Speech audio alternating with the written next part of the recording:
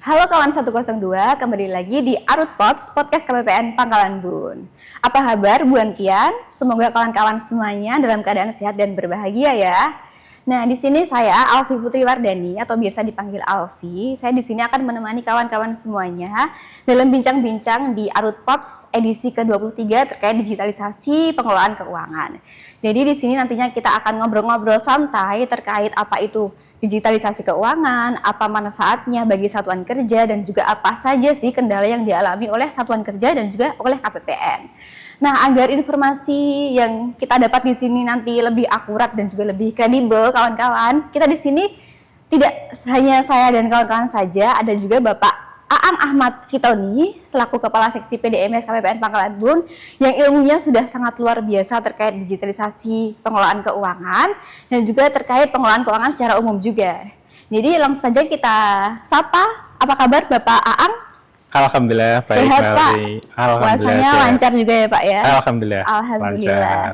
Jadi di sini mungkin kawan-kawan sebenarnya sudah familiar nih Pak terkait digitalisasi pengelolaan keuangan ini. Mungkin sudah ada yang pakai DigiPay, KKP maupun CMS karena mungkin DigiPay di tahun 2026 ini belum bisa dipakai ya Pak ya. Jadi fokusnya ke CMS sama KKP saja ya Pak ya sebenarnya ya Pak ya.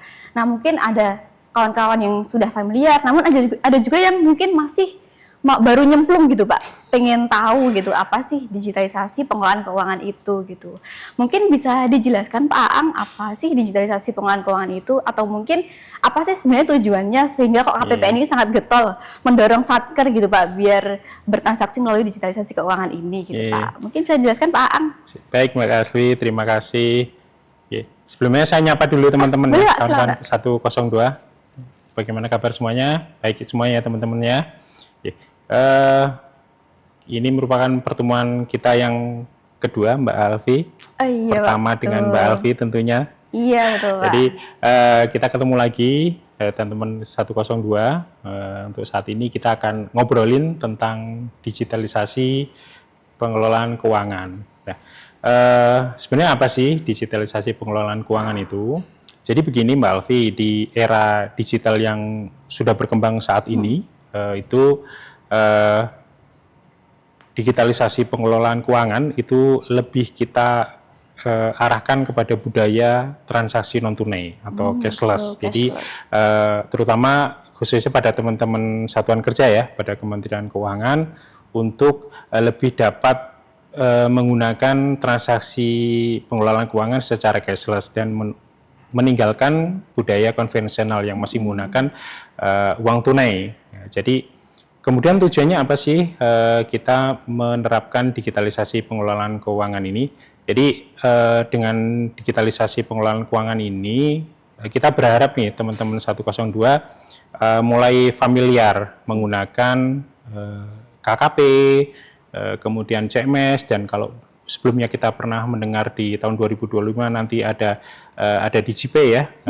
Nanti beberapa teman-teman satker kita sudah terbiasa dan sudah banyak yang menggunakan, namun ada juga yang masih belum. Kemudian salah satu tujuan kita mendorong teman-teman 102 untuk menggunakan digitalisasi pengelolaan keuangan ini tentunya supaya lebih efisien dan efektif dalam pengelolaan keuangan negara di satuan kerja ya. Jadi selain itu juga tentunya nanti harapan kita seluruh satuan kerja yang ada di KPPN Pangkalan Bun itu sudah bisa menerapkan implementasi digital pengelolaan keuangan, baik itu KKP maupun CMS. Karena untuk tadi disampaikan Mbak Alfi, memang untuk tahun 2026 ini penggunaan DigiPay masih belum bisa ya Bapak Ibu sekalian ya. Jadi nanti tentunya akan kami informasikan lebih lanjut kepada teman 102 sekalian kalau sudah ada update penggunaan DigiPay. Memang ada beberapa teman-teman yang antusias ya menanyakan kapan nih DigiPay ini, kayaknya kok belum ada informasi nih, sudah pertengahan Maret ya apalagi ya. Jadi sudah hampir lewat nih triwulan 1. Tapi untuk yang DigiPay kami akan informasikan kalau nanti sudah ada informasi. Nah, kemudian tadi menambahkan lagi tujuan penggunaan digitalisasi pengelolaan keuangan ini untuk apa sih gitu. Jadi pertama tentunya dengan menggunakan digitalisasi pengelolaan keuangan ini Mbak Alfi, itu dapat meningkatkan transparansi dan monitoring transaksi secara real time ya. Jadi kalau misalnya kita menggunakan CMS kan di sana ada dashboard penggunaan CMS ya, baik itu dari BRI, Kilola ataupun dari Mandiri. Nah, kebetulan untuk Satker di KPPN Pangkalan Bun itu mayoritas menggunakan BRI dan sebagian menggunakan Mandiri. Kemudian kita menggunakan digitalisasi pengelolaan keuangan itu tentunya lebih mudah untuk dilakukan audit apabila ditemukan indikasi penyalahgunaan, sehingga lebih transparan karena otomatis transaksi digitalisasi pengelolaan keuangan ini akan tercatat di sistem, jadi lebih meningkatkan ke transparansi. Begitu Mbak Alfi. Oh iya, jadi lebih ke transparansi, lebih efektif juga ya Pak, lebih efisien juga. Soalnya misalnya nih bendahara nggak perlu ngambil uang ke teller atau nggak perlu ngambil uang di ATM. Jadi sebisa mungkin penggunaan uang tunai itu kita minimalkan sehingga mengurangi risiko kehilangan atau risiko lain yang mungkin terjadi. Iya betul Pak. Ya, nanti pencatatannya juga lebih gampang ya Pak, karena sudah terbackup datanya di CMS, di Kilola. Jadi jejak auditnya itu sudah jelas terrekam di sistem.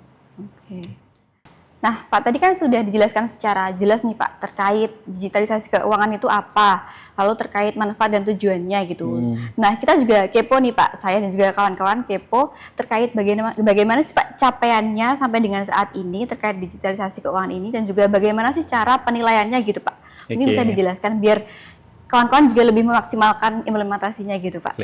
Baik. Secara garis besar untuk capaian digitalisasi pengelolaan keuangan untuk teman-teman 102 di KPPN Pangkalan Bun, secara garis besar sudah optimal Mbak Alfi ya, baik itu DigiPay, CMS maupun KKP. Kalau untuk data secara keseluruhan mungkin kita bisa dari DigiPay dulu. Jadi DigiPay itu di tahun 2025 kemarin itu ada 68 satker yang mengelola UP rupiah murni ya. Tentunya teman-teman ini wajib untuk mengimplementasikan DigiPay, karena salah satu kewajiban yang satker yang mengelola UP rupiah murni adalah mengimplementasikan DigiPay. Nah, dari 68 itu sudah ada 34 yang sudah mengimplementasikan DigiPay.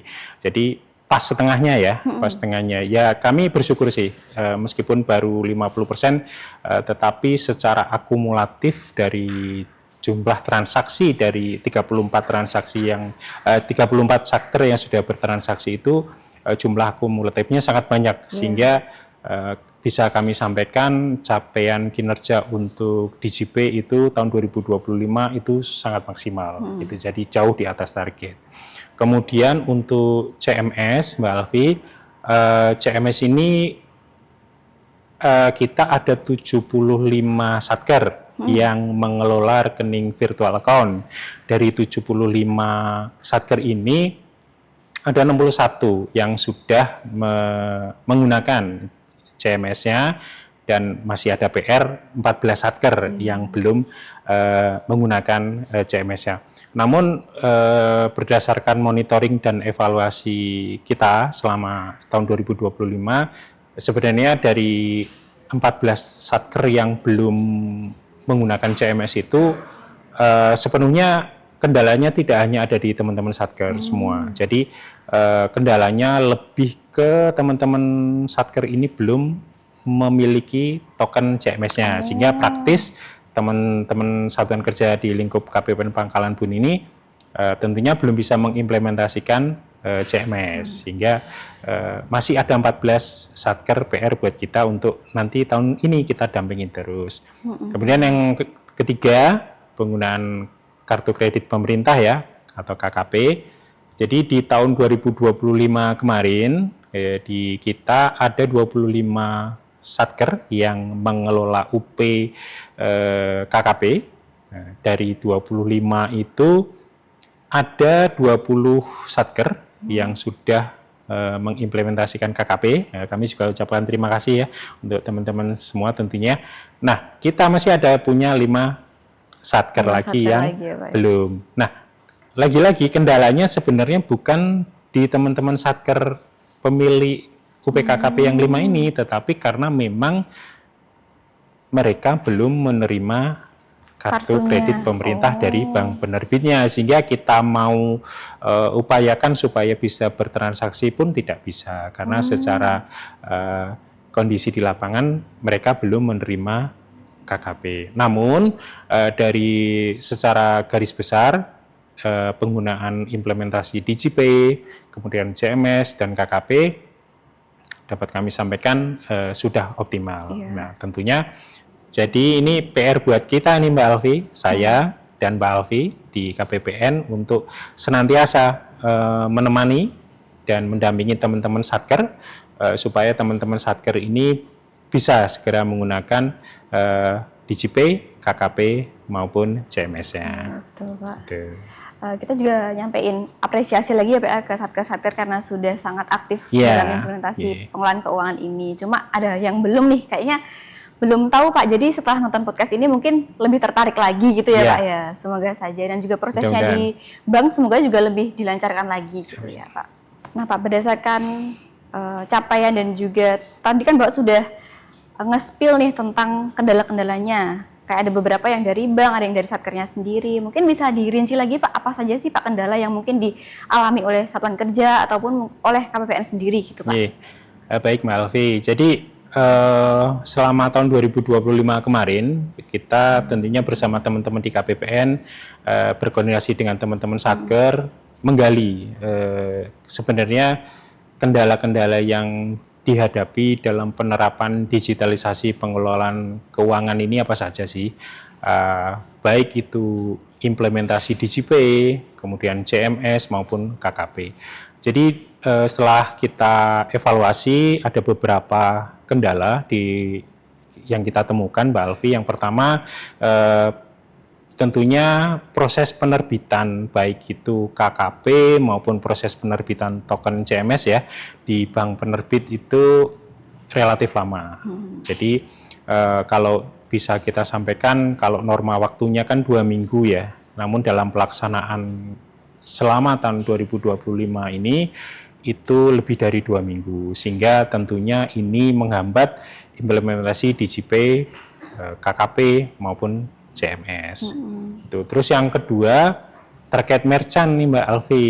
Jadi merchant atau vendor, kita kan di Pangkalan Bun ya, Pangkalan Bun, satker kita ada di Kober, kemudian juga di Sukamara dan di Lamando.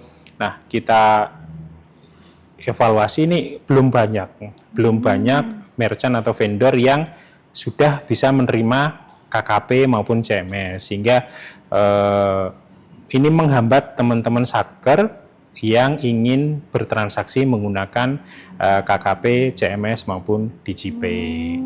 Nah, yang ketiga ada juga kaitannya dengan vendor, yaitu adanya biaya tambahan atau surcharge ya dari transaksi, terutama transaksi penggunaan KKP. Jadi kami menerima informasi dari teman-teman satker bahwa ada pengenaan biaya tambahan atas penggunaan kartu kredit pemerintah yang ingin digunakan oleh teman-teman satker itu untuk belanja, sehingga teman-teman satker ya tentunya keberatan ya karena ada pengenaan biaya yang lumayan besar ya. Memang masing-masing merchant mengenakan biaya tambahan yang berbeda-beda, namun karena jumlahnya relatif besar sehingga teman-teman satker tentunya keberatan karena memang biaya tambahan ini kan nggak diperkenankan dan tidak bisa di SPJ-kan juga bingung gitu juga Mbak Pak, Alfi. SPJ-nya gimana gitu. Betul.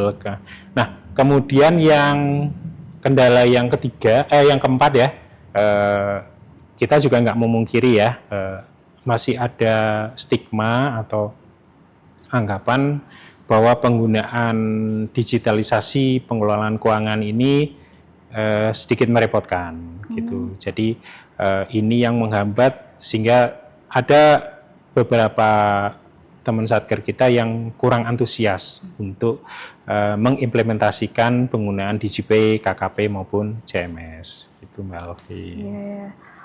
Nah Pak, tadi kan sudah dijelaskan tuh Pak, apa saja sih kendala yang dialami oleh Satker dan juga oleh KPPN juga dalam implementasi digitalisasi keuangan ini. Ternyata kan ada kendala dari Satkernya sendiri, termasuk stigmanya tadi, terus ada dari vendornya juga, ada beberapa kendala juga tadi. Terus ada yang dari bank juga bahkan Pak. Nah gimana sih Pak caranya agar Satker itu bisa lancar gitu Pak, buat pakai KKP, buat pakai DigiPay dan juga pakai CMS ini gitu Pak. Baik. Jadi Mbak Alfi, memang dari beberapa kendala yang tadi kita sampaikan, kendala itu beragam ya. Ada yang dari pihak perbankan, kemudian ada dari pihak merchant, kemudian ada juga dari stigma teman-teman satker yang masih belum antusias untuk mengadopsi digitalisasi pengelolaan keuangan.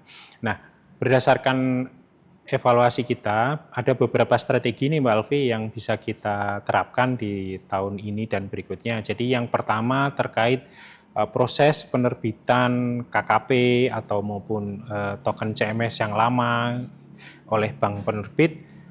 Salah satu yang sudah kita upayakan, KPPN Pangkalan Bun itu senantiasa berkoordinasi dengan Bank BRI, Pangkalan Bun, kemudian juga dengan Bank Mandiri, karena untuk token itu ada beberapa teman-teman satker yang menggunakan di Bank Mandiri, jadi tidak hanya di Bank BRI saja.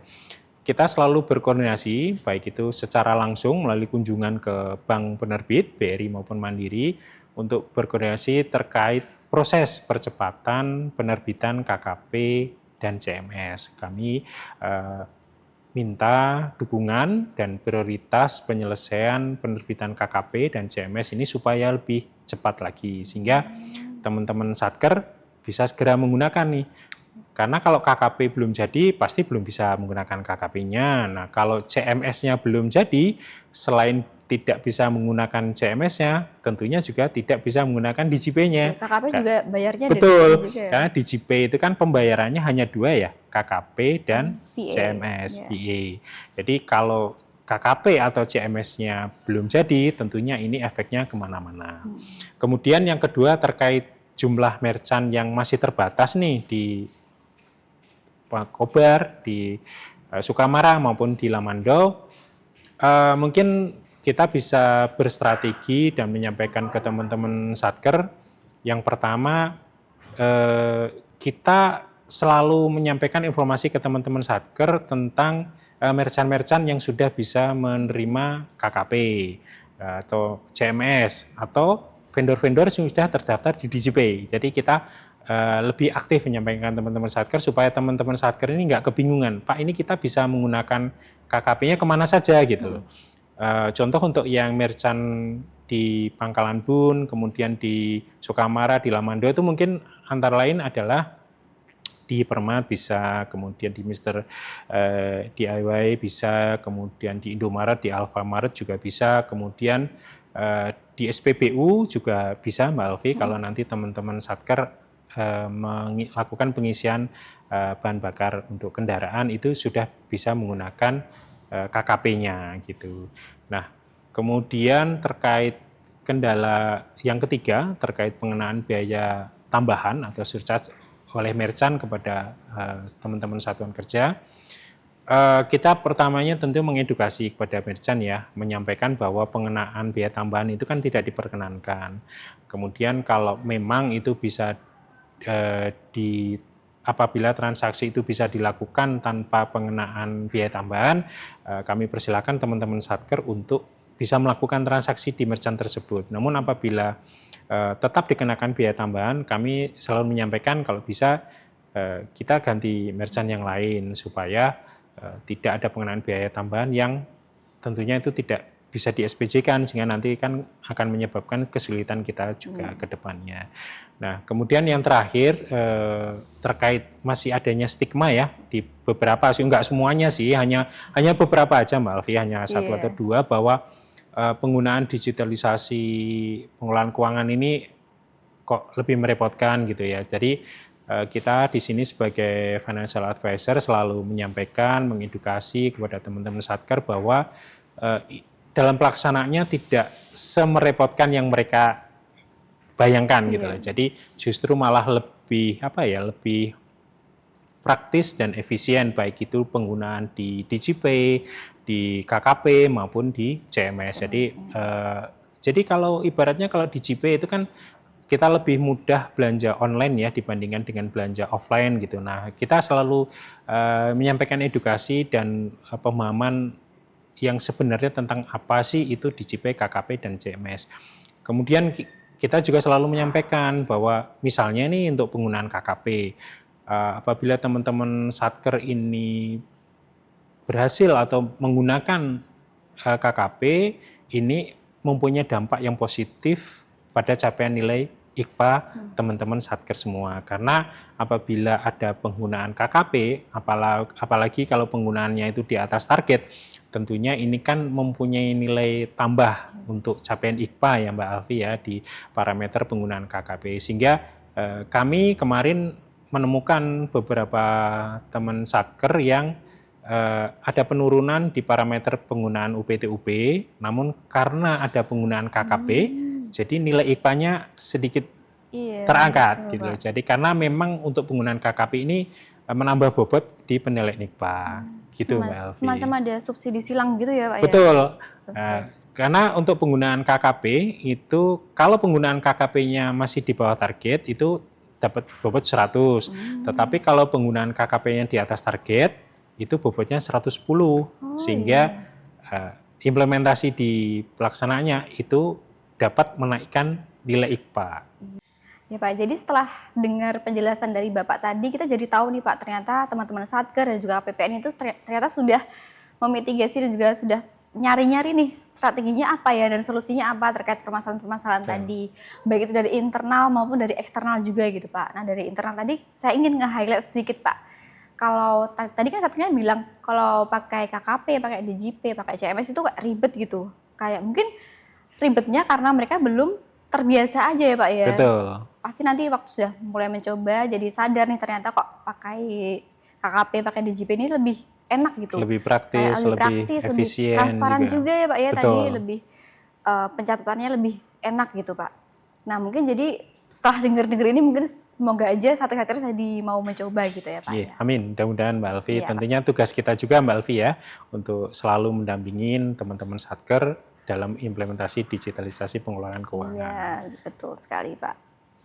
Nah, baik Pak. Tadi kan sudah membahas lumayan panjang nih Pak terkait digitalisasi pengelolaan keuangan, mulai dari pengertian sampai strategi-strateginya gitu Pak. Nah, apa sih Pak harapan dan juga mungkin bisa disimpulkan atas semua pembahasan kita hari ini Pak? Mungkin bisa dijelaskan Pak terkait Baik Mbak Elvi dan teman 102 semuanya.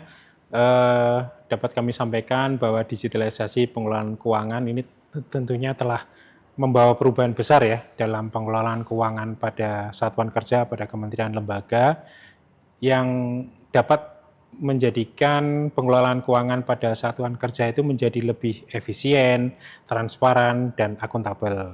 Nah, namun tidak kita pungkiri juga ya dalam pelaksanaannya itu ada banyak kendala-kendala yang kita temukan, baik tadi waktu penerbitan KKP maupun CMS yang lama, kemudian merchant-merchant dan stigma-stigma yang masih ada di teman-teman Satker semua.